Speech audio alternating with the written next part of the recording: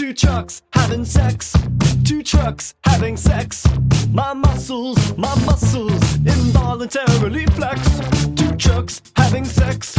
Two trucks having sex. My muscles involuntarily flex. Two pickup trucks making love. American Listen up, made. Autobots and Decepticons. You are listening to Prime Cuts, a non-linear history of the Transformers franchise on television. I'm one of your hosts, Mara. I'm your other host, Audrey. Man, this show's really good. Has anyone ever thought about that before? Yeah, I mean, I really, more than anything else, on both, like, the hero side and, like, the villain side, what I was struck by this week, and I've mentioned it before, is how good the human characters are. Yeah. And Like, also, like... It's so cool to have, like, really fully developed human characters in a Transformers show. I guess, like, I will say the, what's it called? The new one. Earthspark. Why am I blanking on the name? Earthspark. It's Earthspark. Or Earthspark. The Earthspark humans are also very good. Yeah, but that's like it's like different, right? And yeah, you're Yes. right. These I characters mean, are really good. I think out of the three of them, Miko has the least like serious depth to her, but don't you worry, that's gonna be fixed this season. So like, Yes. But it's on not the it's docket. not just like the viewer proxies. Like I No. do think like the children are really good, but I'm talking about like Silas is a great human character. oh yeah, the human villains are Yeah, like Silas great. is a great human character. June and Fowler are great human characters. Like, and yes, I think it is helpful that Jack is older than many of the other children in the really good Transformers shows. Like, he's older than the ones in Earthspark. He's older than Sorry. Sorry. Yeah. You know, but like it's the entire like human cast is like really strong. Now, there's only 8 humans in this entire town in Nevada. There's like 10 of them now. They got more budget. Yeah, that's right. They have an entire mech squad now. And then we have some more random students. But yeah, But I yeah, would say no, that- between Silas being like an incredibly good villain and like there's just like a small moment in this first episode where I was like, man, I love the relationship between RC and Jack. yeah, it's great. Like, I really think they have my favorite like human transformer relationship in any of the series. Yeah, and there's also a moment I love between like Raph and Ratchet in this episode. Yeah, as well. it's also, I think what I really like about RC and Jack is like RC is so big sister coded. Yeah. And she's so serious so much of the time, and Jack also, as the oldest of the children, feels like a lot of responsibility, also because Optimus puts him in mortal danger. So, you know. That's what happens when Optimus sees something in you. You get the, exactly. That's how you know dangerous he likes quests. you. Yeah, that's how he knows he likes you. But like, there is something about the two of them, this moment where they're racing. Where they come Yes. back and they're like, hell yeah, we went fast. That's just like so charmingly like sibling coded. Yeah. That we are, of course, talking it about... really, I really love their relationship. Also, her apologizing for like making Sierra think insensitive. that. Yeah, it's like oh, so yeah, and her the, actual line. We didn't actually say it. I should have said it. Her actual line when she does it was, "Sorry for ruining your social life." Yeah.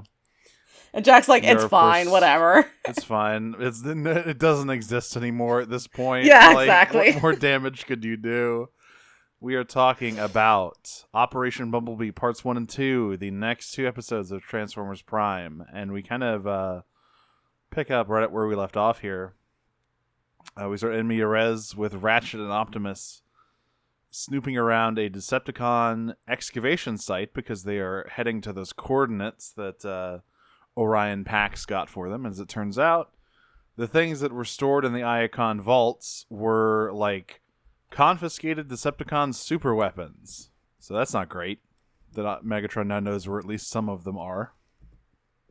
There's a very weird recent ex's sexual energy that Megatron is bringing to this fight that Optimus is not bringing, to be very clear. This is a very one-sided.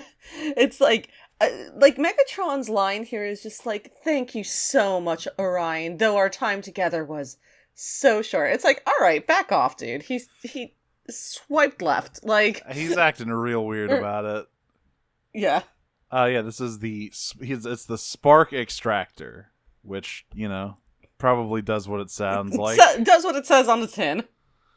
And before Ratchet, and he basically holds it out, and he does the thing. He says the thing about like, ooh, thanks to the valuable insights of one Orion Pax, we were able to find this. Thank you so much. And Optimus is like, fucking whatever, stop. As he tries to go through the ground bridge, gross. I hate it. Yeah, I hate this. He calls on Bumblebee to do a quick snatchy poo, which he does indeed do. This is to show off Bumblebee's speed and agility in vehicle mode, so that what happens later hits even harder. Because he does manage to get in there and grab the spark extractor before Megatron can get away. It is okay. I do have a question why Megatron doesn't transform here. Yeah, why doesn't he fly after him? Yeah, he's a fucking power jet. He's like an alien supersonic spacecraft or whatever. And he's just so slow on two legs because he's huge McLarge huge. Why are you running? Why are you running?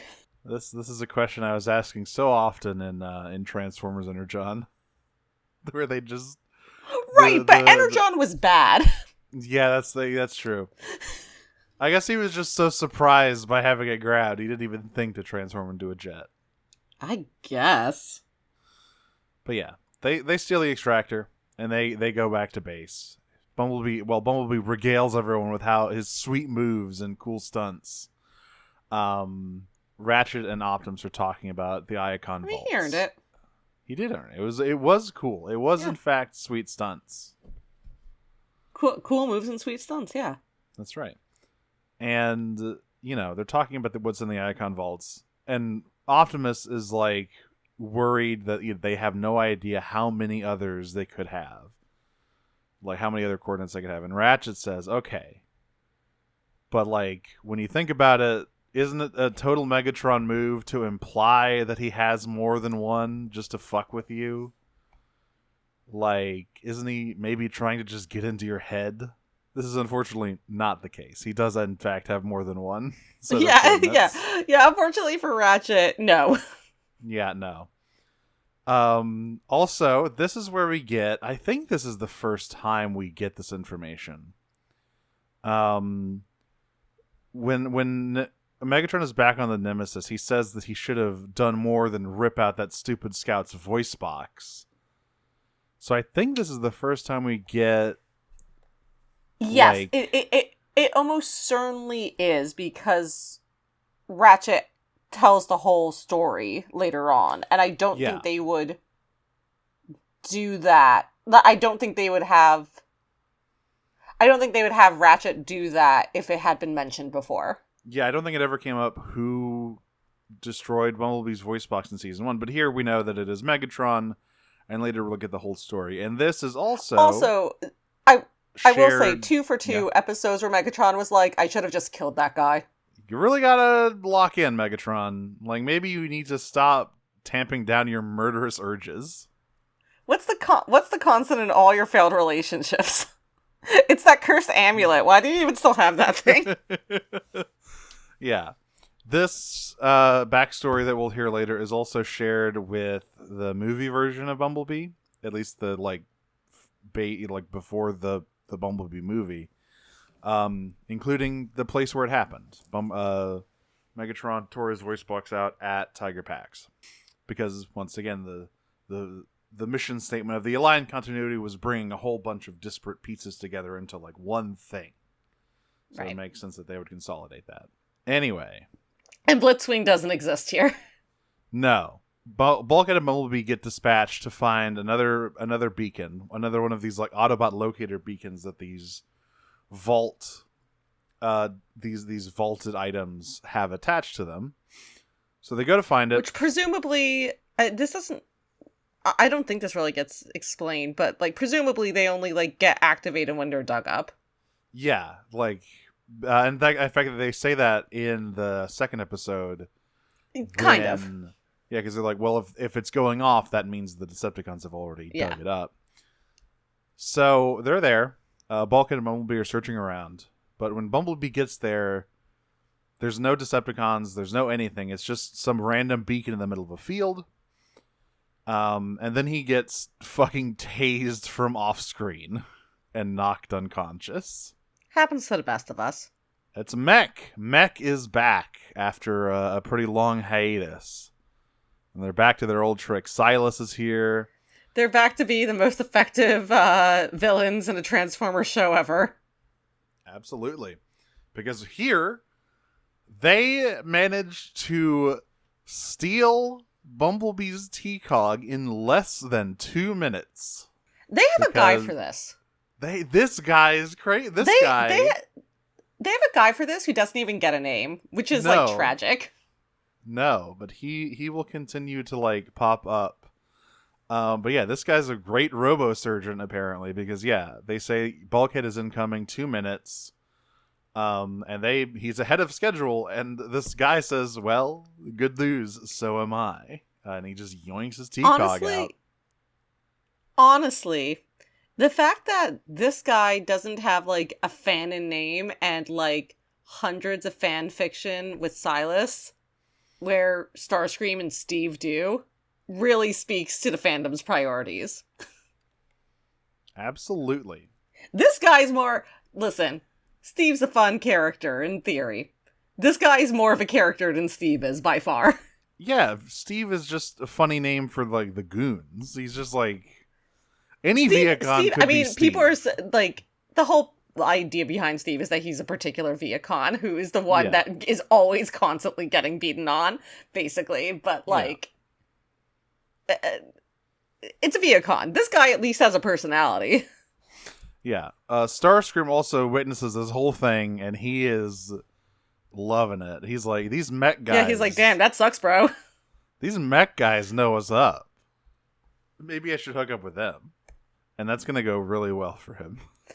Yeah, here we have the start of... for me, I mean, listen, he hasn't been on like a great track recently, but for me, this is the real start of Starscream's extremely ignominious fall from grace. Yeah, Starscream's no good, very bad, like 3 months or whatever. Season. He kind of he gets back up there at the end, but it is rough going for a Starscream fan from here till like the second to last episode of this season. Yeah, so Bumblebee wakes up, Bulkhead arrives, and he's like, what the hell happened? Who was that? And Bumblebee's like, I don't know. And Bulkhead's like, well, we better go chase them. So he transforms, drives off. Bumblebee tries to transform and cannot. And Bulkhead's like, hey man, funny joke, dude. Yeah, like, this isn't the time for gags. Like, we gotta drive. And Bumblebee says, man, I think they stole my kidney. Yeah, they do. He does. They stole his kidney. And this is where we get the like kind of the explanation about T-Cogs, because they go back, they're inspecting him, and Ratchet is horrified to see that his T-Cog is not damaged, but just gone, just completely gone. Were T-Cogs a thing before Prime? I don't remember ever hearing it. I mean, this did come out after IDW, which I believe was the first, like, okay. Okay, but did it come out after IDW stated T-Cogs were a thing? Yes, but I think the first incidence of, like, a transformation cog is in season 3 of G1, but it's totally different because that's like a piece of hardware for Metroplex that they have to get. It's not treated as like an organ. Right. Sure. I think this idea of the T-Cog as like an important organ, a biomechanical organ, I believe was first established in IDW and then taken for use here. So it's not the first instance of it, but it's the first like mainstream TV instance of the idea of the T-Cog as like an important biological process. Sure. Which is what Ratchet explains here when Miko's like, I don't know, can't you just like build a new one out of some fucking scrap metal? And he's like, no, listen, like this is not a piece of hardware. It is a biomechanical organ that has been extracted from Bumblebee. There's really, like his voice box. There's a reason why that's not fixed either.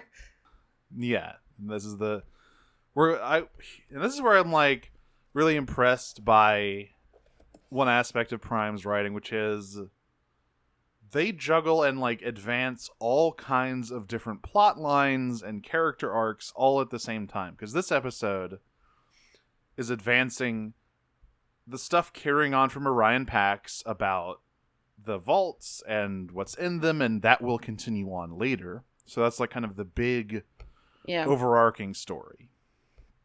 Then you have this specific thing that has Bumblebee's T-Cog being stolen by Mech, who is doing something else that we don't know about yet that will come up later.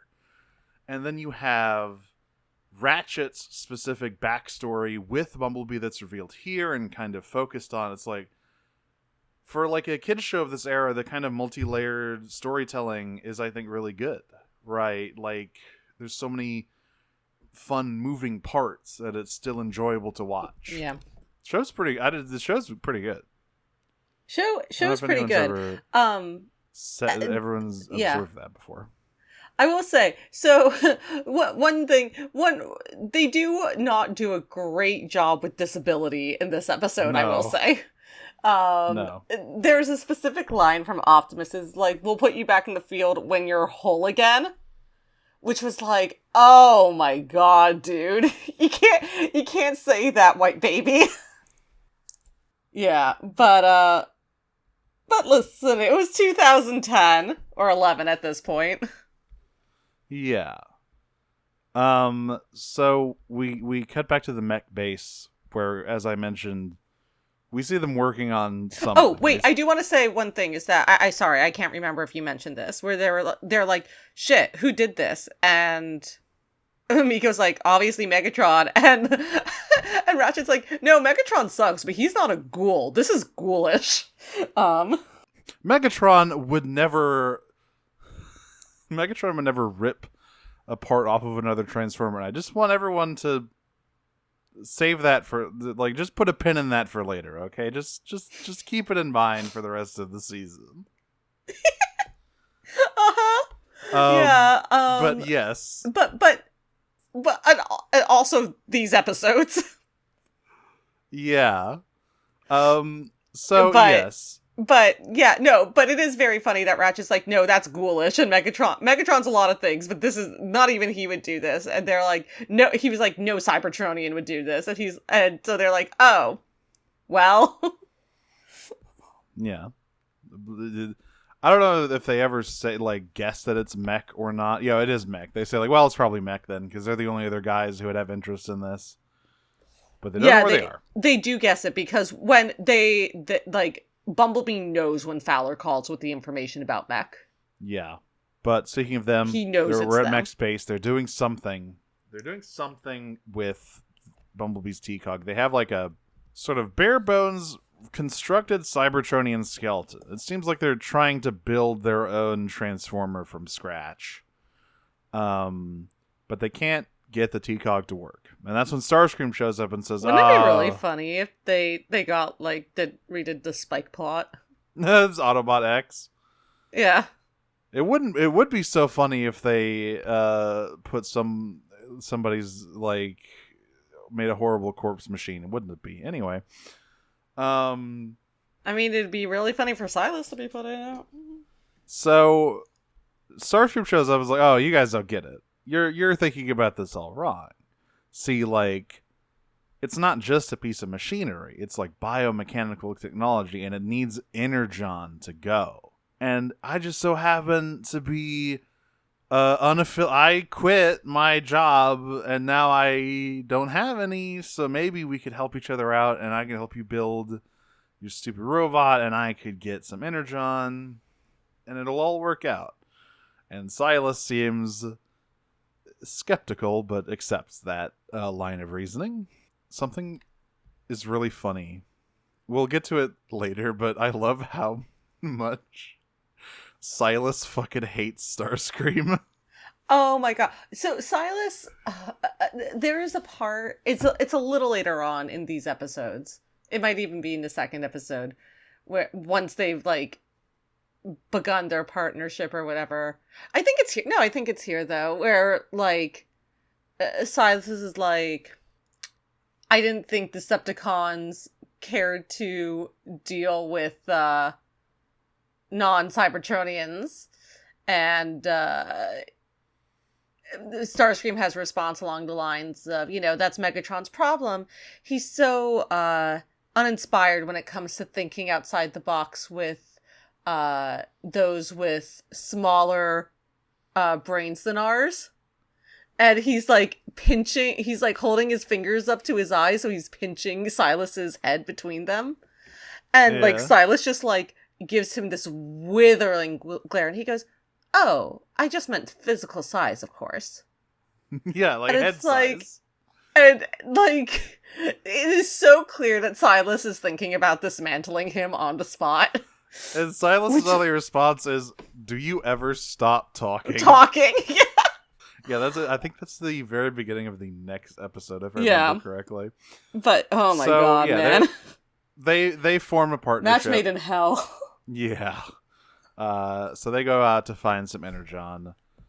Meanwhile, Bumblebee is going stir crazy because he's not allowed to leave because he can't transform, and if he like walked out of the base and just started walking around until he's whole again.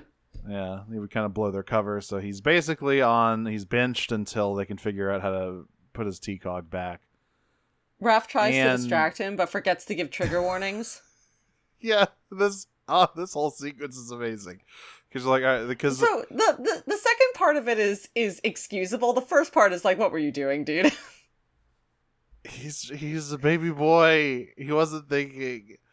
Because the whole thing is Raph is like, it's okay, Bumblebee. The setup is that Bumblebee's like orbiting around Ratchet, being like, "Can you fix it yet? Can you fix it? Can you fix it yet?" And Ratchet's like, "Can someone please entertain him so he leaves me alone for 2 fucking seconds? I cannot work with him hovering over my shoulder." So yeah, Raph's like, "Hey man, let's play some video games." Me and Miko load up a video game, and it's a racing game, and immediately they're like, no, it's like worse because they're already in the middle of playing it. Yeah.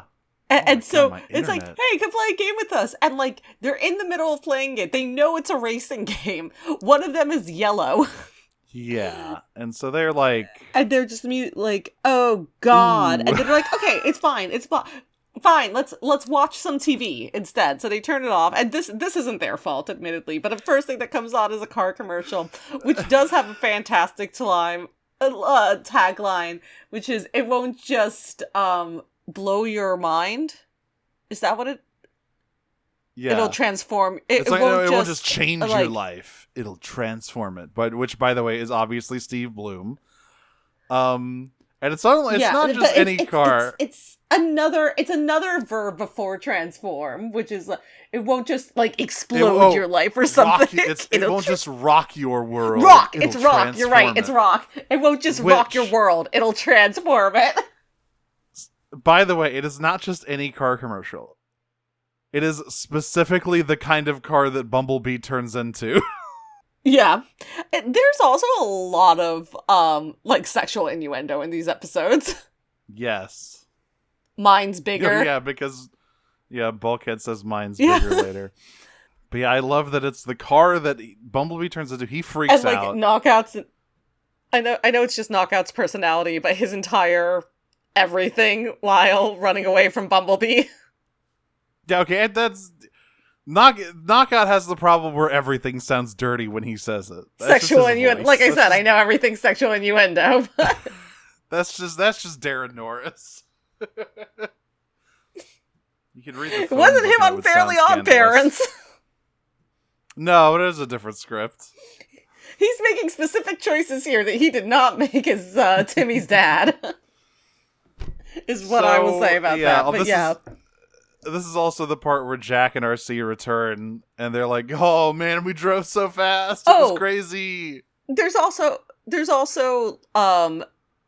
Ratchet talking about Optimus having his hands inside him. Oh fuck! Yeah, his hands are too big. Big, yeah, his hands are too big to be inside him. RC, you have much smaller hands that can fit inside me much better. Grab the nitrite gloves and the coconut oil. We're going in.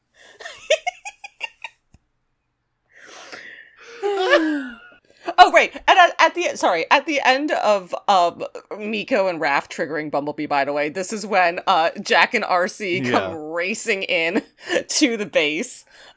Do basically a 360 no scope flip and like land perfectly. Jack goes, "That's the fastest yet. You were clearing 120, no problem."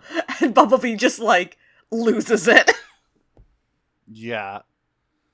He basically says, "I'm going to go for a walk," and they have to remind him, "You can't. You're an alien robot." You could go for a walk around this living room. Yeah, you can walk around the base, and he's not happy. We cut to school, and we see some, new character models for humans. That's how you know the budget's gone up. And Raph gets picked up by Ratchet, and I love the little thing he does where he's like, "Thanks, Jack's mom's friend from the hospital, for picking me up." So Yeah. It doesn't look weird that he's being picked up by an ambulance. I will say, I do think it's like very, very cute and charming that Ratchet tries to cheer him up by saying, "Do you want to run the siren?" I loved that moment so much, because much like animated Ratchet, Prime Ratchet is a real crotchety motherfucker.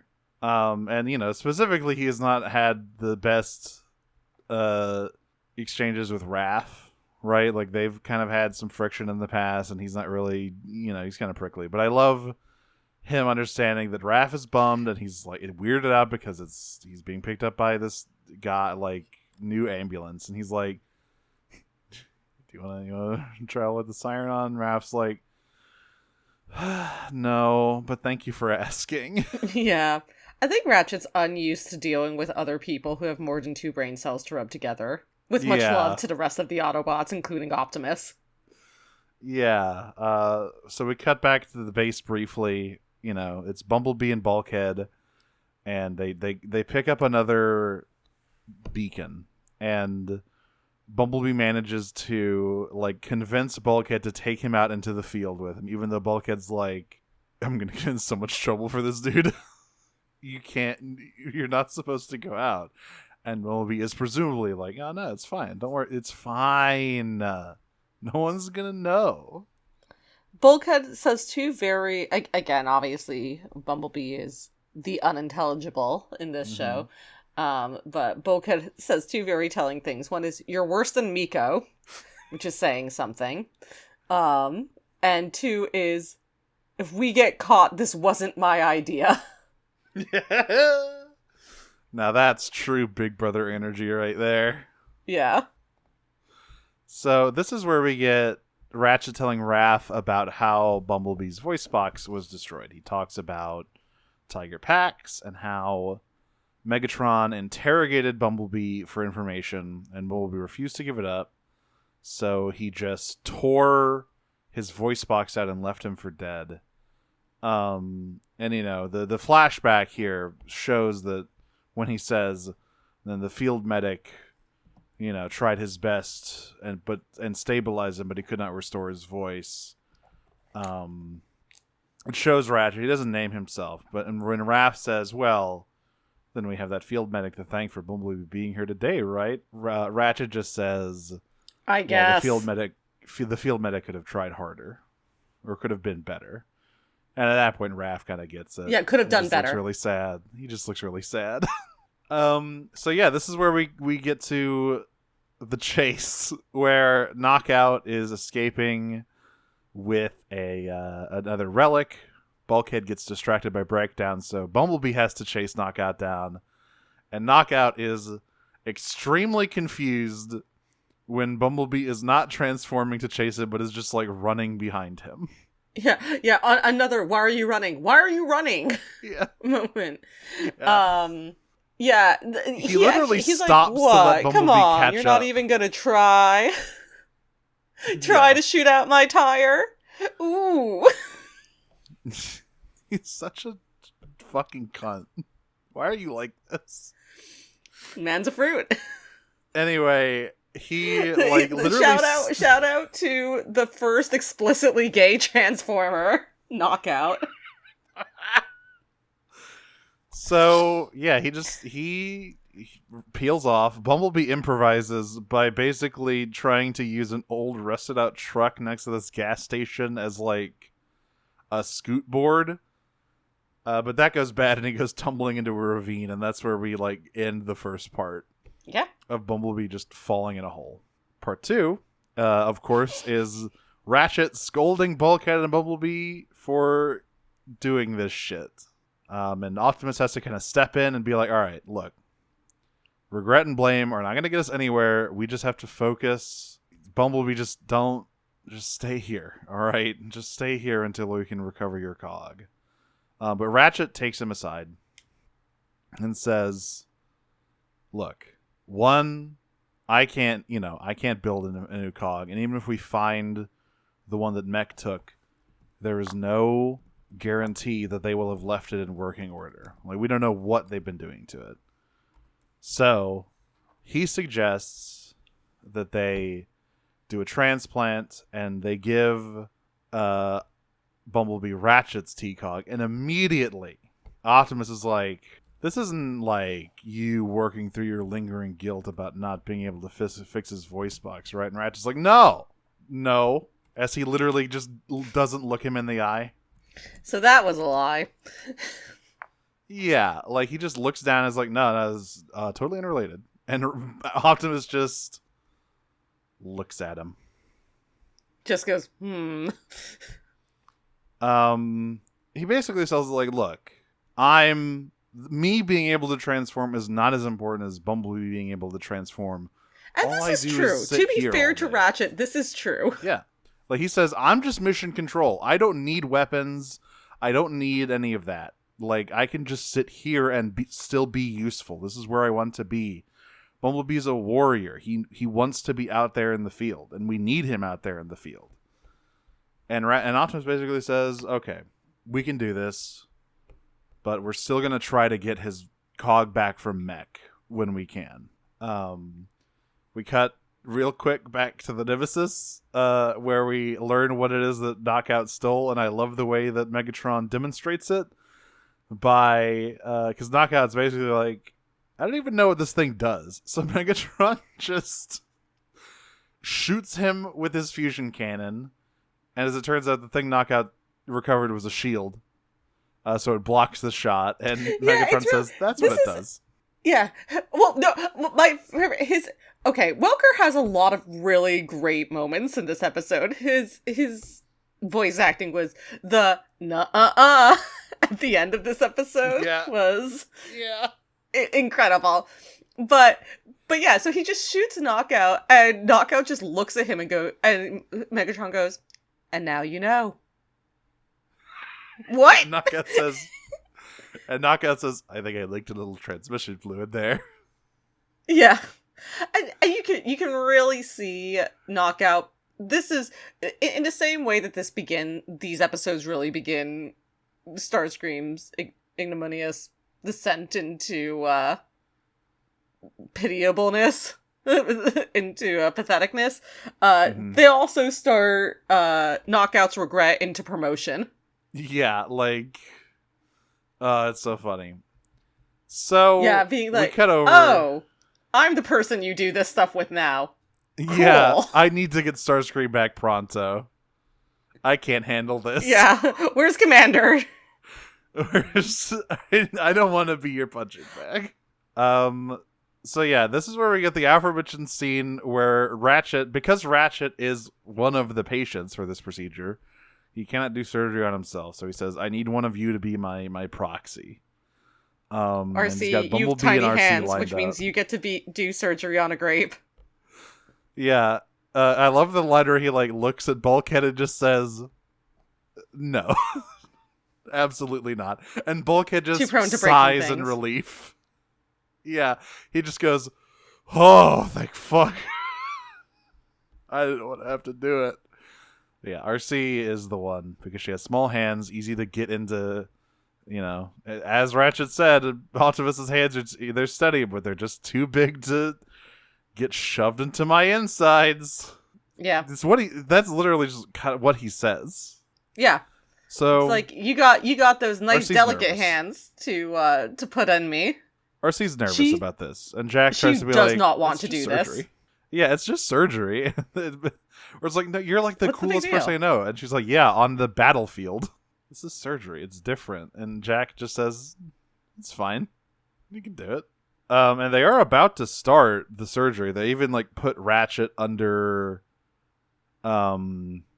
anesthesia, but they get interrupted by another beacon, and RC, Bulkhead, and Optimus head out to stop that because, as I mentioned before, they know that if they're seeing the beacon, it means that the Decepticons have already uncovered something.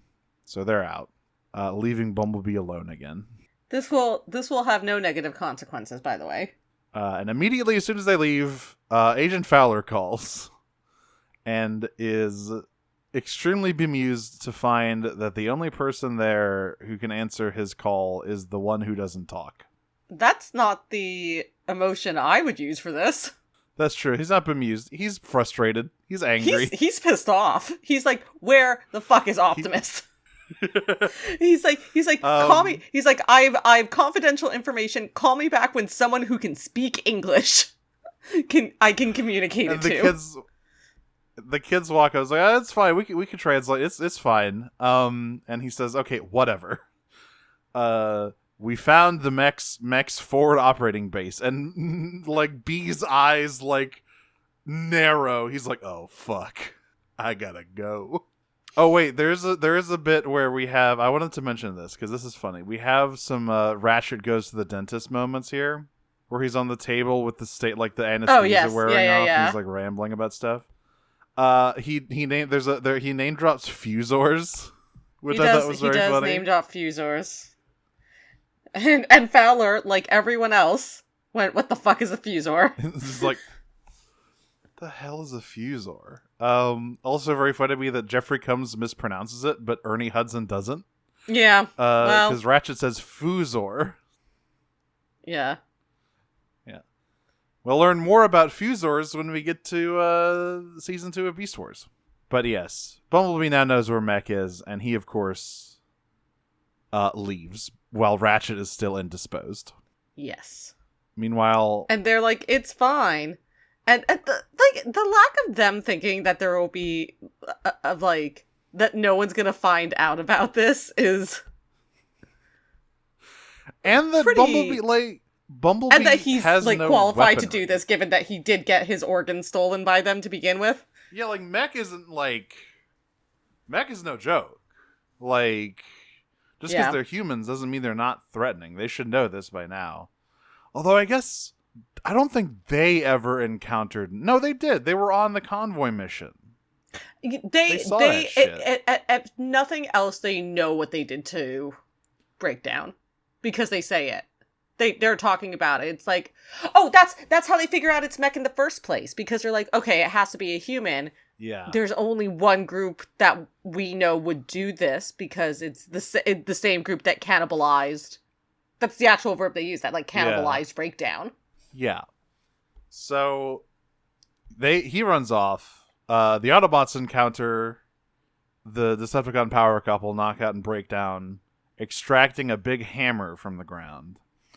I love the line where Breakdown's like, I don't know why Megatron has us out here digging up a big hammer. I already have a big hammer. Yeah, Doesn't it's make like, much why am I sense to using me. a hammer to dig up another hammer? There's another line in this like fight as well. Knockout comes with some pretty out of pocket lines in this one. My favorite is one that implies that he is a follower of award season. And Oh, the yeah, award he for has, most like, a whole creative use of a Oscar. hammer it goes to. No, I'm sorry, of a shield generator goes to. Yeah. Look, yeah, I would, you know, he watches the Tonys. Let's say that, you know, because he's, folks, it's because he's gay. We came so close to calling him a slur. Anyway. I've been on the edge of it this entire recording.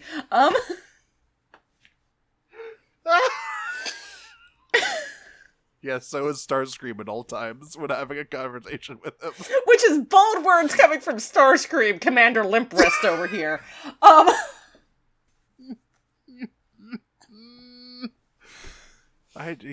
never forget his first exchange with Knockout being him saying, "Oh, you're one of those."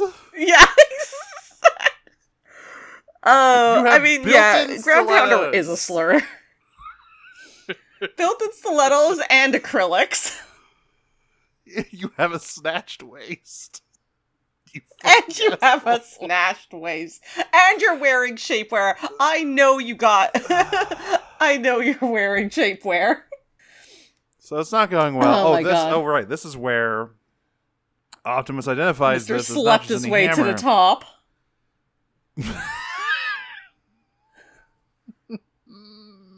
Oh my God.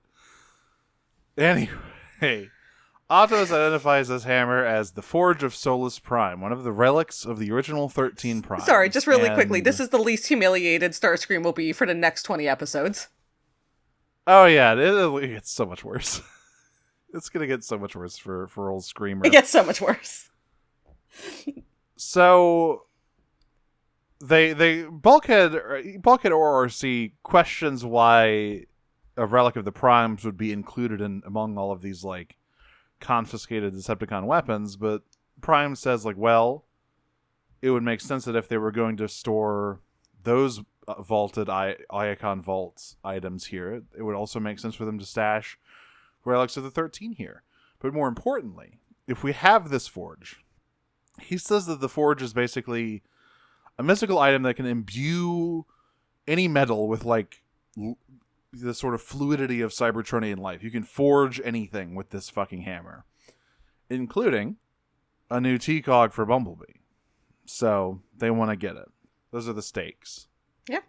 Meanwhile, Bumblebee fucking Kool-Aid Man's his way into the mech base right as they're about to get the tests going on Project Chimera. And this is more the of animation where... around this is really funny, actually. It really is like SpongeBob coming through the wall. Yes. You know, like the one time they used 3D animation on SpongeBob to have him bust through. Getting through so the wall. excited he vibrates through the wall. Yeah. Yeah. But yeah, this is also where we get more... Starscream... It's really pathetic how much he wants these mech guys to like him. It's like... Because he's just like talking to Silas about stuff. He's like, our army, and then Silas gives him a look and says, yeah, your army, whatever. Listen, his options are limited here. He needs to get in good with someone, and these guys aren't gonna fuck him. So, like, he's got to do what he's got to do. He's got to rely on his charms to start working. I love when he, like, Silas walks off and he turns to some random mech guy. He's like, you know, I killed an Autobot one time. And that mech guy also just walks off without a word. They don't care. They do not care, bud. But yeah, I love Bumblebee busts in, like, and we get, like, a first-person view of, like, oh, he sees the mech. He sees the weird robot they're building with his T-Cog in it. He looks over to the side and sees Starscream standing there, and he does like a double take of like, wait, what? What are you doing here? I mean, it's a fair question, isn't it? Yeah, I would also be surprised. And Bumblebee just starts swinging. He is literally just smacking these Met guys around, and these guys are getting their bones broken for sure. They are getting slammed against the wall by Bumblebee here. But hey, at least they're not exploding out of cars. Yeah, at least they aren't getting vaporized. Unfortunately for Bumblebee, there's been deader goons from mech specifically in this show. Unfortunately for Bumblebee, Starscream can still use his guns and he can't, so he just gets shot. And Silas pulls all his guys back and tells Starscream, all right, you kill the intruder and recover the T-Cog. And Starscream is like, you can't order me around like one of your foot soldiers. I'm a consultant. It's a really funny line, actually. It's so funny. I love Prime Starscream so much. So this is where Ratchet wakes up and hears from Fowler about the Met coordinates and also realizes what has happened here. And he's not happy with the kids.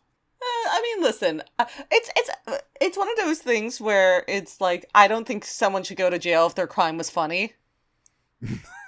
I don't think the kids should get in trouble if the plan worked. True, although to be fair, it didn't, because Starscream basically grabs the T-Cog from Bumblebee and points his gun at it and says, like, you tried anything, I'm going to blow this up. And it continues to taunt him about, like, ooh, it will be so sad you'll never go fast or drive again. You're such a fucking loser. That'll never happen to me. Bold words from what happens to this man in this season.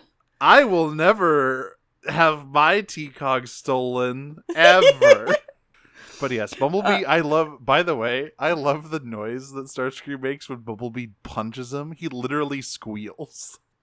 It is, like, really impressive that they managed to cast Steve Bloom in a role that makes these kinds of noises with regularity. Got the range. Everyone thinks he's just like the growly tough guys, like Wolverine, but like he's got the range. He can be pathetic. He can be Commander Limprist. Yeah, it's great. But yeah, Starscream blows up the T-Cog anyway and flies away. He flies back to Mech, and Silas is like, "All right, where's the T-Cog?" And he's like, "Oh, well, you know, it got blown up in the fighting. You win some, you lose some. Am I right, bestie?" And Silas just keeps staring at me, and Starscream says, "No, it's fine, though. It's fine. We'll just get another one. We'll find another Autobot down the line. It's okay." And Silas says, "No, not down the line. Now." And he tases Starscream. Yeah. We cut back to the mountain where they're fighting over the hammer. Bulkhead manages to get the hammer out of the ground, and this is where he says, "Yeah, big penis. Do you get it? It's like a penis." He says mine's bigger. He looks at Breakdown and says mine's bigger, and it's like, awesome. And then great, Breakdown dude. looks at his hammer just to hammer it home. Listen, bear for bear. But considering this isn't new to anyone. I don't think Breakdown is bear for bear. We know his type. I think Breakdown has more diverse tastes than just his husband, who is clearly not a bear. But that doesn't mean he's not also attracted to other bears. That's true. That is a fair point. So yeah, Bulkhead just fucking wrecks everybody with his hammer. And that is when Megatron pops out of a ground bridge and goes, and points his cannon at Bulkhead's head. It's such a good line read. What do you mean, Yeah. There are moments where, like, G1 Megatron just sort of surfaces out of him sometimes. Yeah. And I love those. Do you think it was like, oh god, I haven't done this in 25 years. I don't know if never mind. Let's do it. Yeah. His eyes roll back into his head. It just comes out of him. Sees Peter across the booth. All right, let's go. Yeah, so he takes the hammer and he says, another fine contribution to the Decepticon cause from my good friend Orion Pax. And basically yeah, like does at this point, everything like but Optimus is like, blow we a kiss get at him. it. Thank you. Yeah. And he leaves. And, you know, we get the end here. They find Bumblebee with his damaged T-Cog. They bring him back. Ratchet tries to repair it and puts him under surgery. And at first it seems like it's not going to take, but with a few tries, it does work. And Ratchet sort of, you know, redeems himself in his own eyes for failing with Bumblebee's voice box. It is important to note here, and I think this is, again, a credit to the writing here, that it does not work immediately. That, like, he's like, yes, you have your organ back in your body. It is not functioning yet. You will need to basically do physical therapy for this to, like, get it there. And, like, you know, Bumblebee is able to transform by the end of the episode. But, like, the idea that it is going to, even after this, be, like, recovery time for things to go back to normal, I think is... Like, they didn't have to do that. No. They could have just made it, like, magical all better. But, like, I think it is a credit to them. And again, like, part of the fact that the target audience for Prime was older than any of the prior series. Not by much, but, like, the difference between a show targeting 8 to 13-year-olds and 10 to 15-year-olds actually does make a difference in terms of what stakes you are able to play with. For sure. We also forgot to mention the scene where Starscream wakes up and reveals that his kidney's been stolen. Yeah. Because he sees the Autobots ground bridge in, and he's like, oh, fuck, I gotta get out of here. And then he can't. Because his kidney got stolen. And one last thing. I really love this cutaway to the Nemesis, where it's just Megatron hitting a box with a hammer with the forge and nothing is happening. Oh, yeah. And Knockout says, well, that sure doesn't look like a Fortress Maximus grade nucleon shot cannon. There are so many references Megatron's in this like, episode. well, what? I said there's so many references in this episode because there's Fortress Maximus, nucleon shot cannon. They also name drop during Ratchet's like amnesia haze. He name drops Bantor, who is a Fusor from Beast Wars, but he was only ever a toy.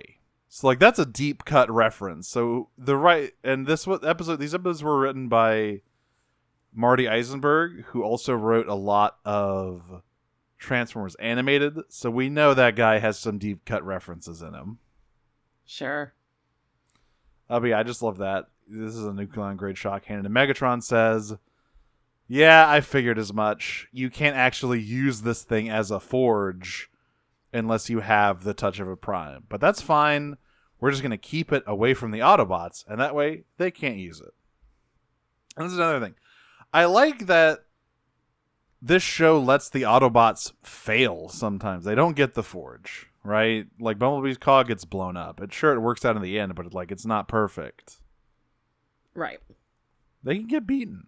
And that's the end. That's the end of Operation Bumblebee. And like I said, there's so many, like, moving plots on from this point that will be picked back up later. It's so amazing to watch a show with effort and continuity again after season 2 of G1, which is just a mostly disconnected acid trips, basically.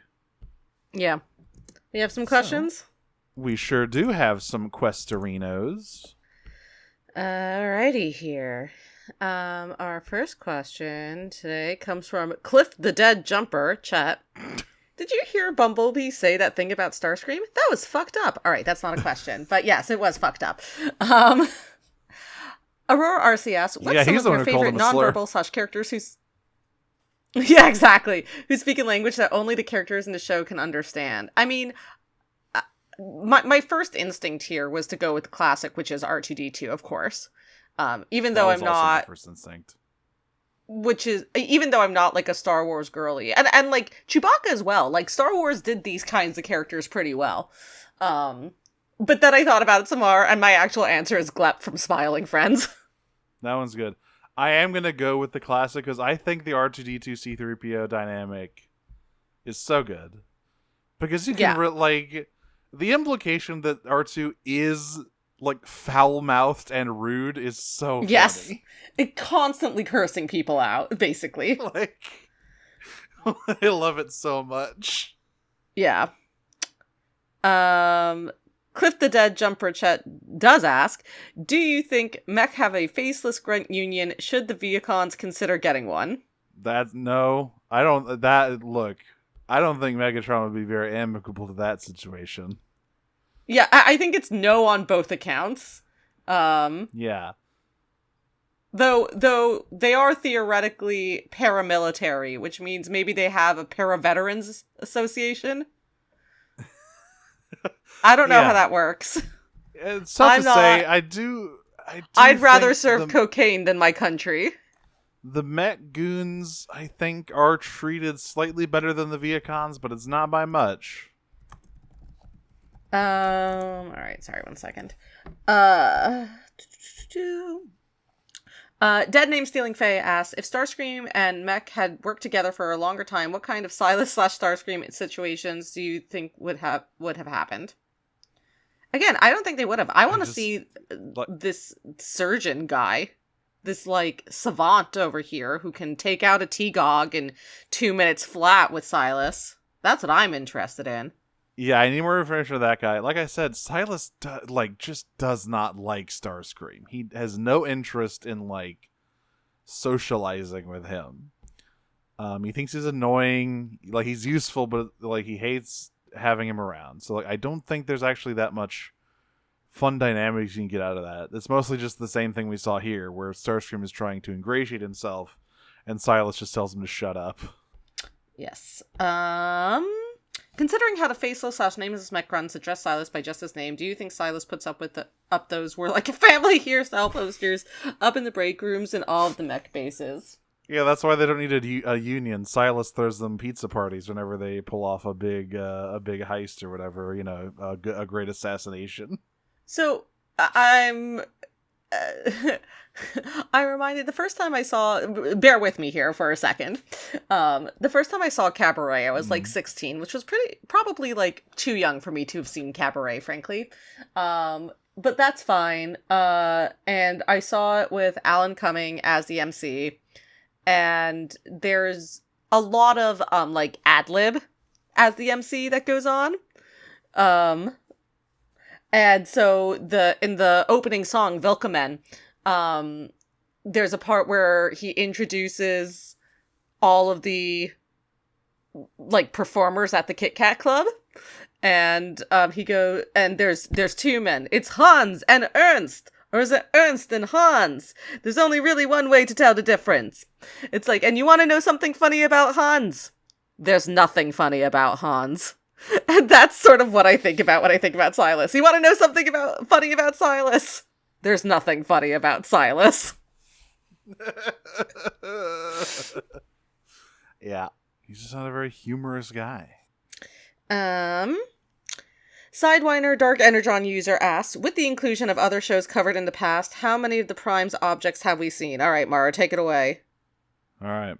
Yeah. So, as established by the Covenant of Primus, which was part of the Aligned project, each of the 13 Primes has a relic associated with them, and this has mostly carried on to their incarnations and other stuff, like IDW and Transformers 1 and everything like that. And I've got a list here. So, the 13 are, you have Prima, sometimes Prima Prime, who is like the leader of the 13. His relic is familiar to us. We have seen it before. It's the Star Saber, obviously taken from Armada. Then we have Vector Prime, who we will meet in a later show whenever we get around to Cybertron. And he is the holder of the Blades of Time. We have not seen those in anything we have covered so far. Alpha Trion has the quill. Now, we have seen Alpha Trion before, but I don't think we've had him in anything that has him included in the 13. In G1, he was mostly a weird old man that built Optimus Prime, but we haven't seen the quill. We have Solus, and yes, we have seen her artifact before. The Forge, it was in this episode. It's the big hammer. We have Micronus Prime, progenitor of the Minicons, and his artifact, the Chimera Stone, which we have not seen before. Same thing with Alchemist Prime's lenses. Nexus Prime has the Enigma of Combination, which we have not seen. It's obviously in a bunch of other stuff. It's in IDW. It's in that god-awful Machinima show. But it has not come up here. I think it comes up in RID 2015, if I remember correctly. Onyx Prime has the Triptych Mask, which has the coolest name of any of the relics, but has not appeared. Now, Amalgamus Prime is an interesting case, because technically we have seen this one before, because his relic is the first transformation cog. Amalgamus Prime was basically the first transformer who could actually transform. And all future T-Cogs are, like, built from that model. So technically you could say we've seen it before, but I'm going to say not really. Quintus Prime, we of course have seen his artifact before, because it was the main focus of Earthspark, the Ember Stone. We have Liege Maximo with the Legion darts, also have not seen before. But the Fallen, aka Megatronus Prime, we have seen his, because his relic is the Requiem Blaster. Once again, from Armada. And finally, the 13th Prime, who could be anybody at all, has no Could be you. Real relic. Could be your name. Certainly he had a strong connection to the Matrix, which we of course have seen before. So, who knows who this mysterious 13th Prime is? Well, maybe we'll find out someday. But yes, we've seen mom about... sold the 13th Prime to One Direction. Fuck. Not again. We've seen about 4 or 5 of the relics so far. And I don't think like I said, a lot of these don't come up outside of the Covenant very often, like the Triptych Mask or the lenses, which, by the way, the Triptych Mask is crazy because, like, in the Covenant of Primus, Onyx Prime is, like, associated with death and the afterlife and stuff, which is really funny when you consider his more famous role in IDW. Yeah. Well, that's another story, isn't it? Mm-hmm. Bumblebee's T-Cog seems to be yellow. Is that a coincidence? Are all T-Cogs yellow, or are they colored the same as Bot's color? I mean, probably the latter, right? Like, it's his organ. He's yellow. Or I would say it's either that or they're all colored yellow, the same way like Sparks are all blue or whatever. Maybe. We haven't seen any more other than his, so we don't have enough information. Yeah. Hey, Binass, did the Autobots know that they were dumping all of their super weapons and holy relics on to their anti-god, or was it Unicron's subtle influence that drew them to Earth? That's an interesting question, actually. That is a good question. I can't imagine that they would have done it if they knew. So I think it's probably the latter. They clearly didn't know, but it is an interesting question whether Unicron's presence either, like, purposefully or just coincidentally, like, drew other people to Earth. Although we do know from season 1 that the 13 did have some connection with ancient Earth. They were doing some ancient alien shit sometimes. So, like, maybe they knew, or maybe they didn't. And they were also just drawn to it the same as everyone else. It's hard to say. I do think there is an actual answer to this, but I'm not going to say it yet. It's later. Real later. Oh, is it like a combiner? It's got something to do with later? That 13th guy. It's got something to do with that 13th guy. Yeah, okay, yeah. You know? All right. Hey, Binass, did the Autobots know that they were dumping... Oh, sorry, no. In a series full of obscure callbacks and deep cut references, how deep of a cut is Ratchet's rambling about a toy-only Beast Wars character Bantor, the baboon/tiger Fusor? It's really, that is maybe Well, the deepest cut we've seen so far. That's crazy. though I will, okay. All I'm going to say, I won't say who. I watched like 5 minutes of the first episode because it was on auto next, and I was doing something, so I didn't turn off my PS4. I'm not going to say who. I'm not going to say who. But they do kill off a character that's a very funny character for them to kill off. But that is not a deeper cut than fucking Bantor. Oh no, I'm not saying Like it's a deeper cut at all. Yeah. I'm just saying that this is, to Haybine's point, yes, a series full of obscure callbacks and deep cut references. Oh yeah. Like I said, the show. It is Marty a Eisenberg was comparatively involved in deep some of the cut. writing of the show. Yeah. In any series that didn't have a reference to Bantor the baboon / tiger Fusor, who dies next episode would be a deep cut. Yeah, absolutely. Smokescreen says 6'7", asks, could you have surfed that car better than Bumblebee, given that you were a Cybertronian of similar size? No. No. He does a Listen, pretty good job. It's Winter Olympics time. It's Winter Olympics time, which reminds me of how dangerous that shit actually is. What is this if not luge? Yeah. And I saw that shit that happened on the U.S. luge team. That's what I would do. I didn't, and I don't think I want to. Okay, well they try when they were running the thing down, they all just fell over and like bounced around like the Three Stooges. And our final question this week comes from Teresa Shio. Do you think Mech should have kept Starscream around longer, if only to get more info out of him, or do you think Starscream would have eventually betrayed them and it was smart to beat him to it? Oh yeah, no, that guy, the Starscream would have stabbed Silas in the back, literally or metaphorically, as soon as he had the opportunity to. Yeah, like Silas understood that. Silas just outplays everyone. That's why he's a good villain. Yeah, he knows that it's like making alliance with a Decepticon because he's done this before. They had a thing with Arachnid, right? Like when you ally yourself with a Decepticon, the race is who betrays who first, and this time he wasn't gonna lose. Yeah, he got that John Cena cultural awareness. Yeah. They're called Decepticons. That doesn't raise any red flags for anyone? No, yeah, I don't think they would have kept him around. One, they are arrogant about that. They don't think they really need to know that much, right? Even though clearly they aren't as knowledgeable as they think. They didn't know about Energon. But at the same time, they were not interested in keeping him around longer than he was, like, useful. Yeah. Anyway, that's it for this week. That's right.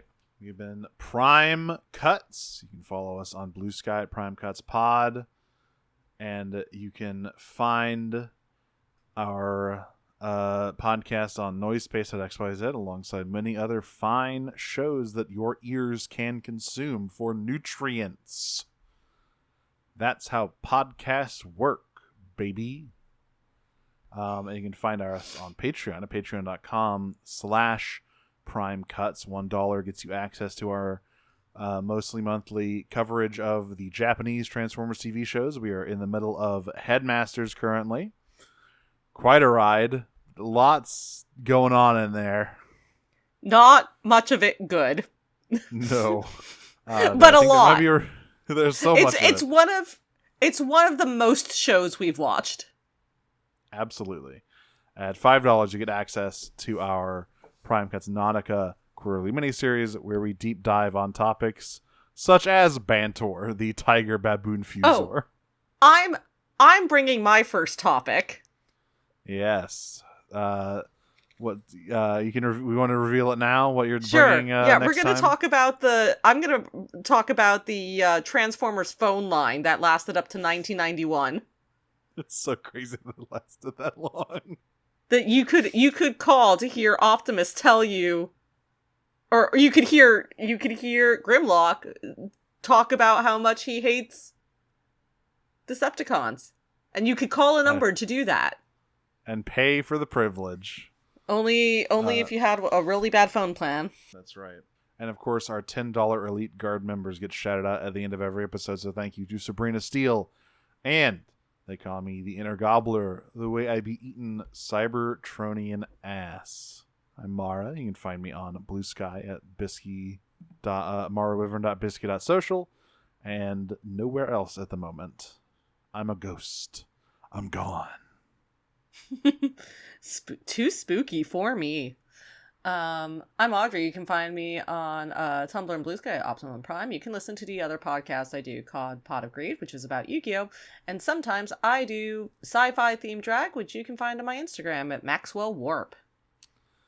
Till next time, listeners, I am going to use my small deft hands to get all up into Ratchet's insides, transform and roll out. I'm gonna install I'm gonna have to install some ad block because all these advertisements about growing my hammer is just, it's too much. Transform and roll out. One weird trick, and it has Knockout doing the like shocked face. Yeah. Peach. Peach.